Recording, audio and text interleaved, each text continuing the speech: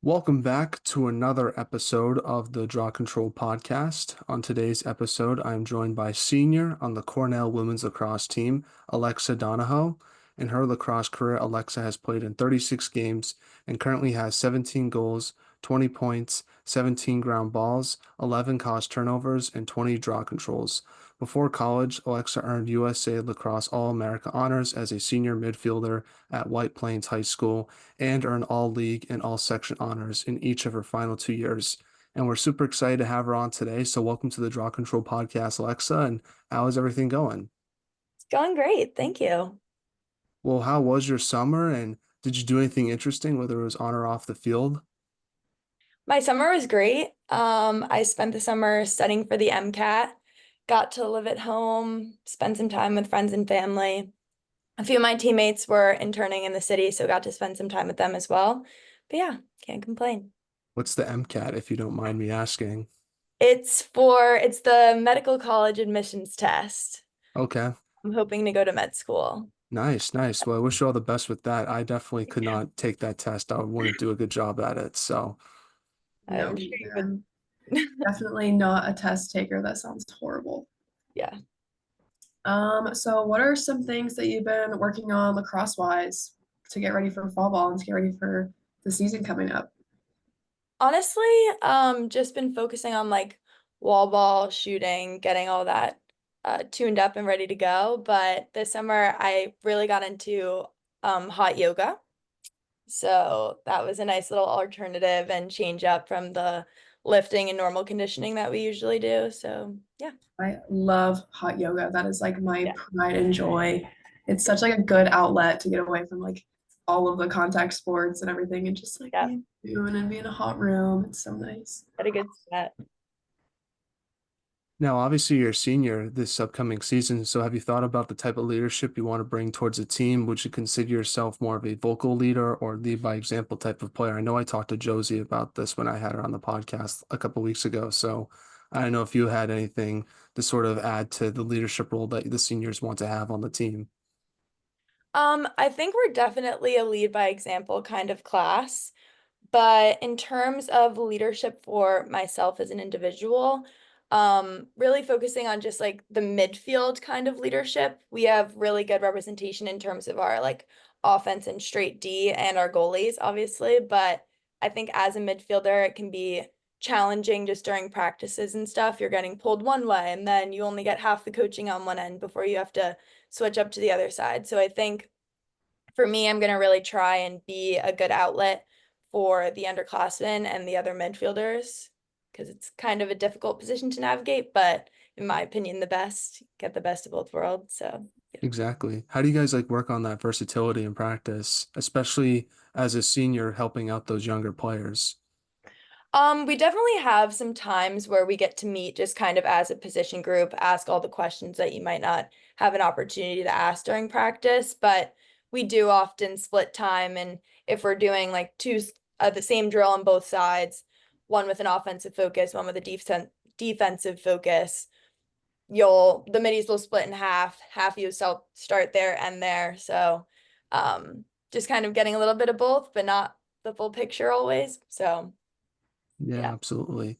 Well, I sort of wanted to transition now and talk about the beginning of your lacrosse career and sort of work all the way up to where you are today with Cornell. So, obviously, like I mentioned in the intro, you're from White Plains, New York. Talk about growing up there and how did you start playing lacrosse? Yeah, I loved living in White Plains. I live there still now. I have a lot of family. So my dad grew up in White Plains, played sports, big family. In terms of my lacrosse career, started just playing rec in third grade with some of my close friends. Family friends were the coaches. Just really started a very positive experience with the sport. And I played a bunch of sports growing up, but kind of lacrosse always had my heart. So then started playing club. I played for Compass now, it used to be called Snipers Elite, but started doing that in middle school, which was a nice just competitive atmosphere beyond just the fun of the game.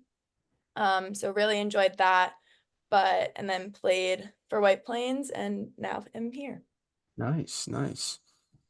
So growing up, did you have any like specific favorite players you like to watch or favorite teams? Like growing up in New York, like was it Syracuse or again like Cornell, anything like that?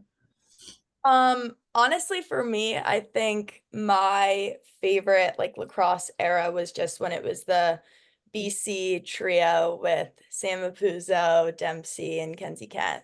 And my family always grew up going to the NCAAs. My brother played lacrosse as well, so big family affair. We'd try and see both when they were in the same location, and watching them play was always something to look forward to. That's awesome. I still remember the Apuzzo when she broke that defender's back or ankles behind the net. That's still one of my favorite highlights to rewatch. Always. Now, Um, before college, oh, sorry, Abby, go. Go ahead, go ahead. No, you can answer. You can ask the next question. So before college, you played for high school at White Plains High School. So talk about your lacrosse experience there and kind of what you took away from playing high school lacrosse in New York, let's say. I loved it. It was definitely like I was one of the few girls on my team that played club. So in addition to our regular team, which normally the New York high school experience, I feel like that's not normally the norm.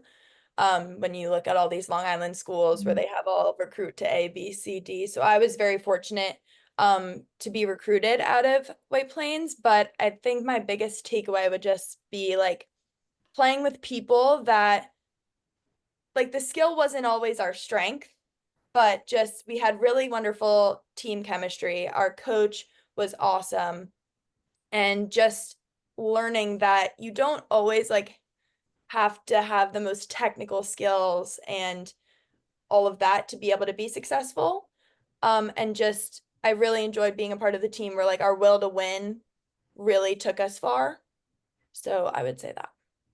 Yeah, that was sort of my next question was what's some of your favorite memories from your high school lacrosse days when you look back on it now? Definitely playing with my good friends. A lot of them aren't playing in college now, so I'm definitely very grateful for that. But my favorite memory from White Plains would be when we played one of the more competitive schools in our league. It was always just kind of White Plains, Scarsdale, Mamaroneck were always kind of at the top, and we played Scarsdale, and it was a tie game and our coach called a timeout, and we hadn't beaten Scarsdale in my time in high school, and I was a junior. And our coach called a timeout. We had 5 seconds on the clock. We had the ball in our attacking end, drew up a little play, and it was my friend was going to get the ball. I was going to do a nice little cut, throw it up, hope for the best. And we went out there, we ran it, went exactly according to plan, and we won the game. So we had like a little dog pile, a good celebration. It was a lot of fun. Yeah, that's awesome. So you said like not a lot of players on your high school team played club. So how do you think like that translated and like your experience with that translated into college play? Um, I mean, I think it was definitely a little bit of a shock Mhm. just being a part of a team that everybody played club. Everybody was on the top club teams playing at the top level. And that was definitely an adjustment for me, but I love it. It was definitely a gift just to be able to be pushed kind of every day in terms of like our practices are incredibly competitive. For Whereas sure. in high school, it might not have been that every day, but and I would get that more from a club setting, but I would so Now, like you mentioned, you also played other sports as well as lacrosse, like field hockey and basketball. I just want to ask, how do you think those sports sort of helped you in lacrosse? Because I know basketball, the defense that you learn translates to lacrosse very well, and obviously the footwork, I imagine, in field hockey probably translates to lacrosse as well. yeah. Definitely the defensive aspect from basketball. Um, footwork, just sliding, picks, the communication, working in like a zone, all of that. And being a part of a smaller team was also, I think, feel like that translated well. Just in basketball, you have five girls on the court, and like in a defensive unit, when we're man down, we're all kind of trying to work together as one big unit. And then field hockey, I would say maybe like the stick skills, and honestly, the endurance was probably my biggest takeaway from field hockey. For sure. So kind of moving on to like your recruiting process and your process of, committing to Cornell. So talk about your recruiting process and what made you go there because your dad played for Cornell. So was it kind of like a must, like you were always looking at Cornell, or did you kind of have other schools that you were looking at? Truthfully, I kind of always wanted to come here. Um, Mhm. so very, very grateful that it all ended up working out. A lot of his friends, their daughters came through this program. I looked up to them always, and I just thought they were super cool. And they only ever had positive things to say. But in playing at White Plains, which wasn't a super heavily recruited high school, a lot of my recruiting process definitely came from playing on my club team. And my club coaches did a great job just reaching out to college coaches, getting the communication. But with my recruiting process with Cornell specifically, I would say a lot of it, or most all of it, came from going to the specific camps. And we have one in the fall. And then Coach Grapp does one down by Connecticut, which is a local one for me to go. And for that one, actually, I was hurt. So she had, after the first camp, she was like, "Oh, I'd like to see you again. Nice to meet you, yada, yada, yada." Go to the next one. I'm in a boot. She was like, "Just come anyway." I was like, "Okay." And I ended up being her clipboard girl for the day. So I think that was definitely a difference maker. I got to like learn and like interact with her on a personal level, which was great. Yeah, for sure. So going into your freshman year, what did you notice, even like looking back, what was like the biggest adjustment that you had to go through?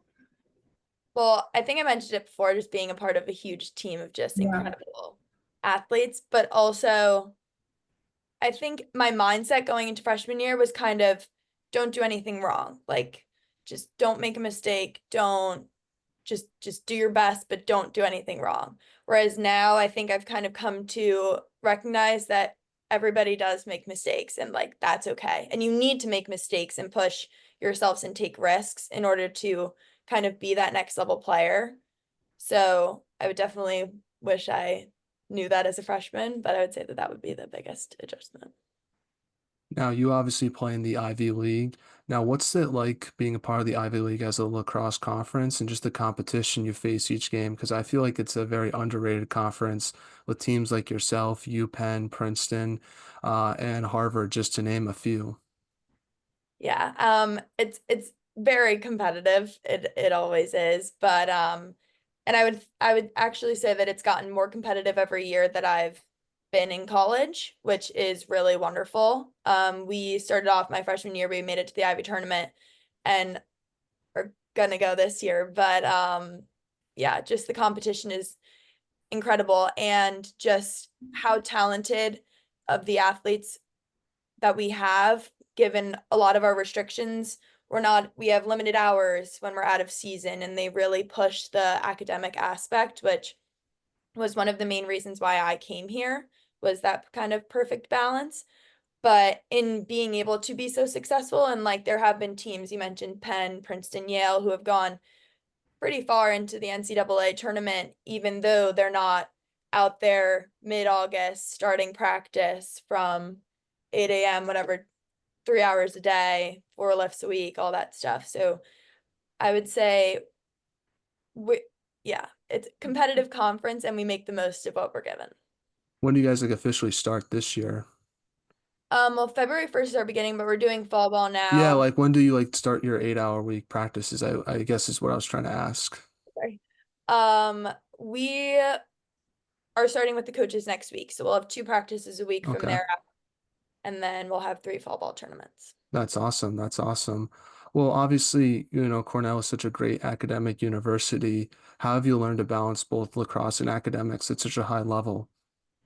I think that was something that I also started learning at White Plains. We had a pretty rigorous course load. So just in learning to start good habits early.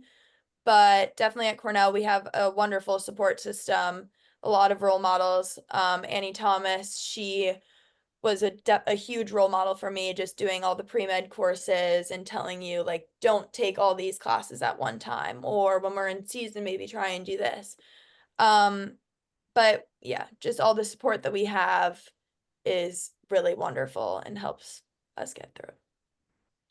Yeah, for sure. It's definitely super hard as especially any college athlete trying to balance both academics and athletics at the same time. It's like you're working two full-time jobs. So what kind of improvement do you think that you've made on or off the field throughout your time at Cornell? Improvement. I think starting my work earlier in the day, like using my day better rather than going home. So we'd start early morning practice. Maybe freshman year, I would go home and take a nap and then have to come back. Whereas now I'll be like, no, get my work done in the morning, do what you got to do. And then just kind of learning how to best use my time would probably be the biggest change. Now, what's been your favorite lacrosse memory with Cornell so far? So I tore my ACL sophomore year, and last year it was against Binghamton. Last year we played Binghamton again, and I was able to, everybody kind of knew going into that game, like I was feeling a little weary, nervous. It's just like a weird feeling. Um, so I scored during that game, and it was just a really wonderful celebration, and I felt like kind of a sigh of relief. And my teammates really supported me through that. So I'd say that was a pretty special moment for me. That's awesome. Very, very special. So as a senior, what do you kind of have as like an expectation or like a team goal for your team this upcoming season? I think we want to be at the top of the Ivy League. I think we want to be in the conversations and hold ourselves to the standards that we know that we're capable of. We have an incredibly talented team and staff, and I think there's no reason why we shouldn't be able to win an Ivy championship. Yeah. Do you have any like individual goals that you set for yourself this year?